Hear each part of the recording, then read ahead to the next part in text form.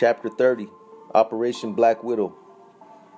In 1997, a multi-agency, multi-million-dollar 5-year investigation began, aimed at breaking the back of the Nuestra Familia's leadership.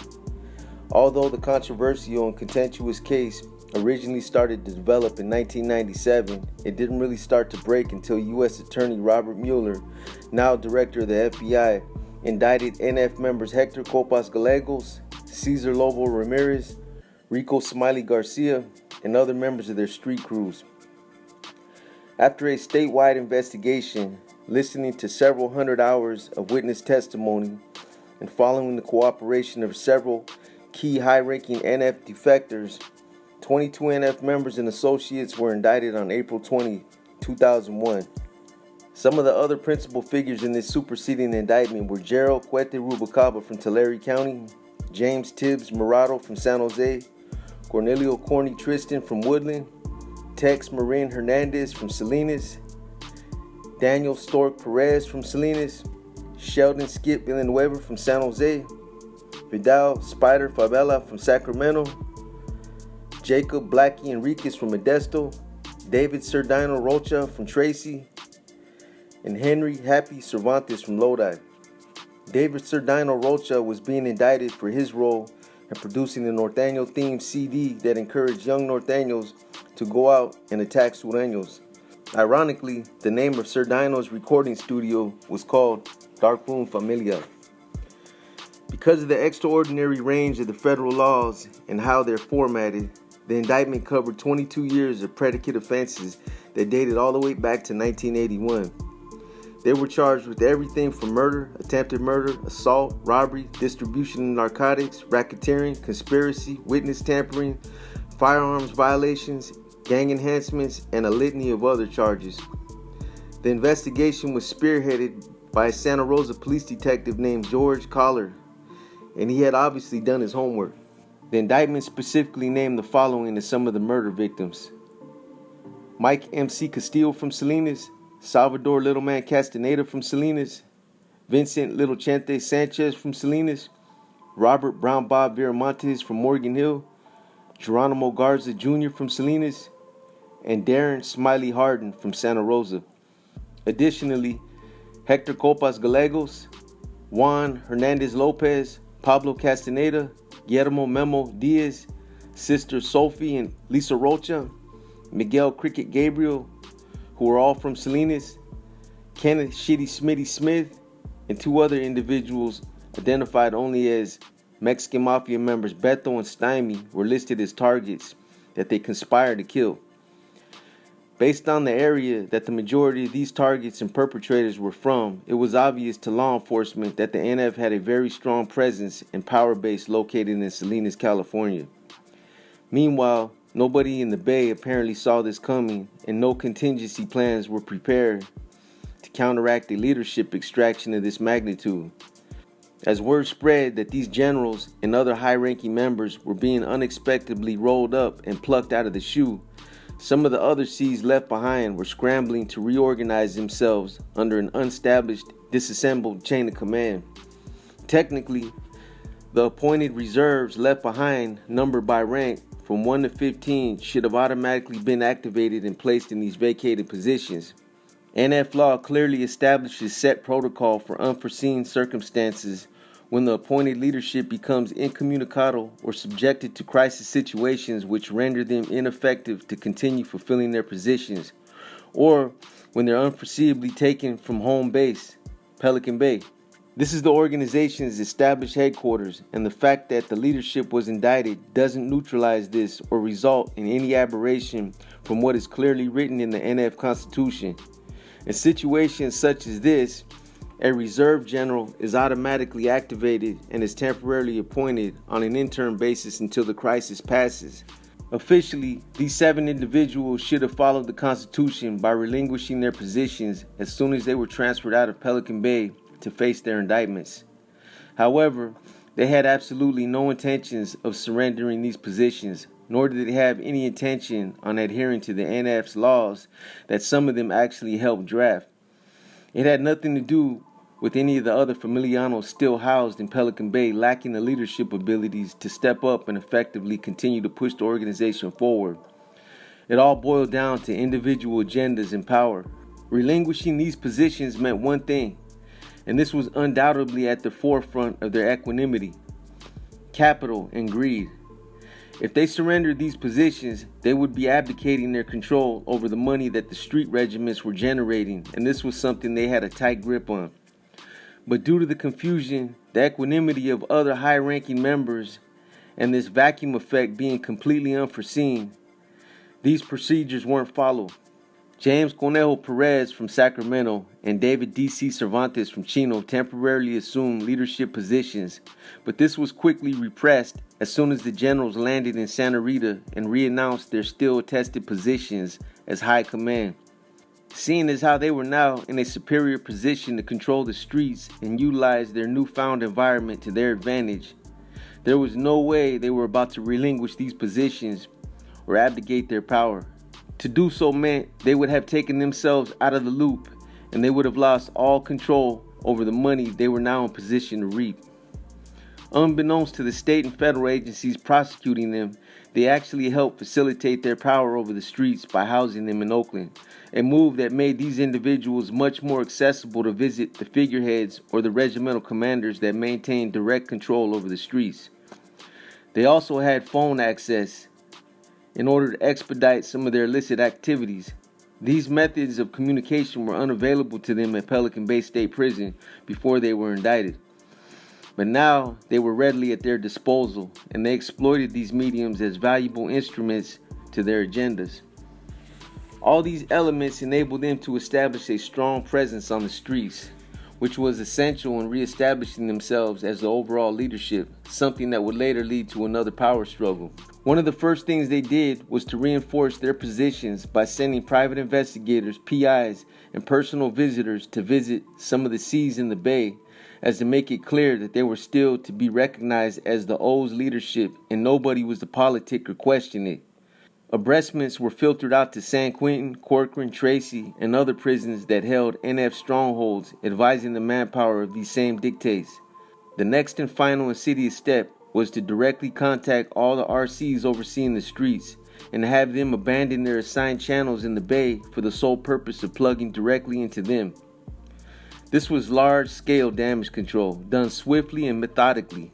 These modifications and the counteractive effects were felt from Corcoran all the way up to the Bay, and a lot of C's weren't happy about it. Because of the confusion and all the infighting this created, they'd eventually strip Conejo of his street say, authority over the streets, and prohibit him from overseeing any of the street regiments or partake in any of the street affairs ever again. In actuality, Conejo was only following NF protocol and trying to assert himself like he was supposed to, but unfortunately for him, he became a nettlesome thorn that threatened to thwart their agenda. This created a power struggle in Corcoran's shoe that I would later get stuck directly in the middle of. As the case continued to develop and details of some of the murders began to emerge, it became inherently clear, even amongst some of the other members, that there was much more deception and duplicity being perpetrated by several high-ranking members than anybody knew. All the organization's dirty laundry was about to be openly aired out in this courtroom for anyone to see that cared to follow the case. Tex was back in the hot seat for his role in MC's murder, and Cuete was in hot water after his captain, Daniel Lizard Hernandez, and another NF leader, Robert Huerito Grattan, both defected and exploited his invidious self-serving agenda. Cuete's misgivings dated all the way back to 1998, when he was temporarily promoted to an acting general after Pinky was moved to the Santa Clara County Jail to await trial. His first order of business was to have Brown Bob murdered for not tending the organization business and for abandoning his responsibilities on the streets, a ballsy move for an intern general to say the least. After only 2 short years of relishing in his temporary generalship, the organization's inner council received reports and allegations against Cuete, who was slotted as the SRG, Street Regimental General, for an abusement of authority and misappropriation of organizational funds. Following the revisement of the NF's newly written constitution, this required an automatic investigation to be launched and conducted by the GAO General Advocate's Office.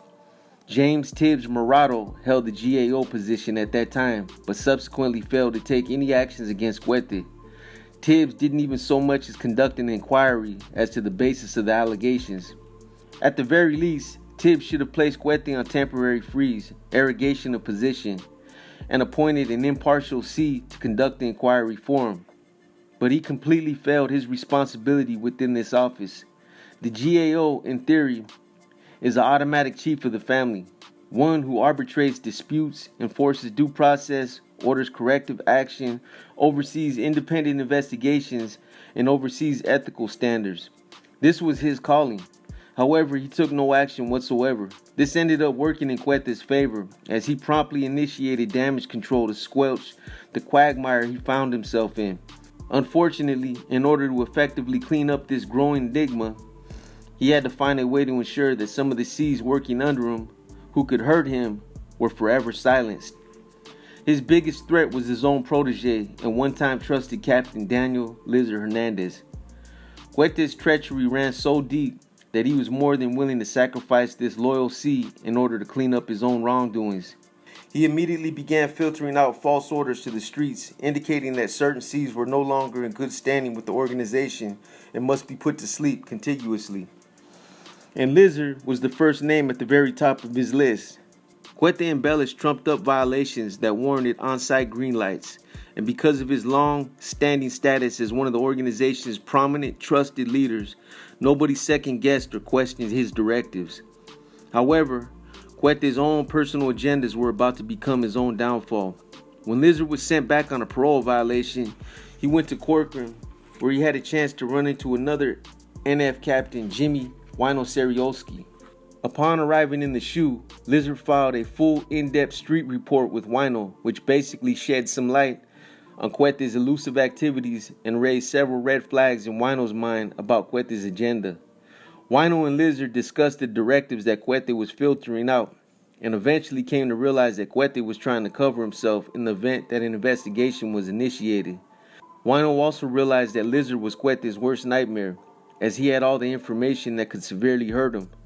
Upon making this discovery, Wino drafted a filter and forwarded it to Corny, who was the GOP, General of Prisons, asking whether or not Cuete had authorization to call for Lizard's expulsion.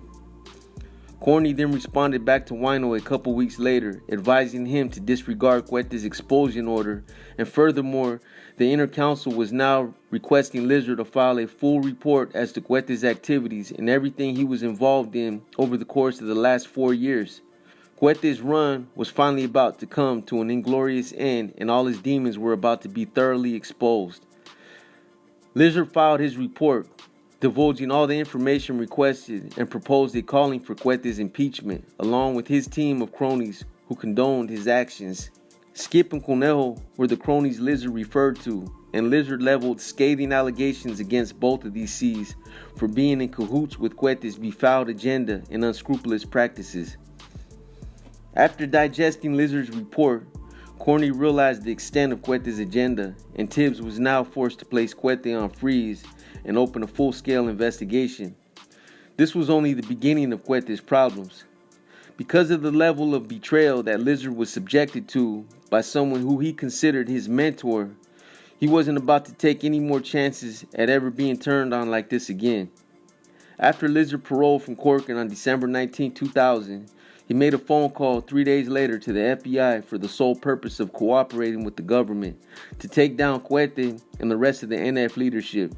Lizard had suffered the most blistering form of betrayal imaginable and now understood that he had become nothing more than a nugatory pawn in Cuete's diabolical chess game.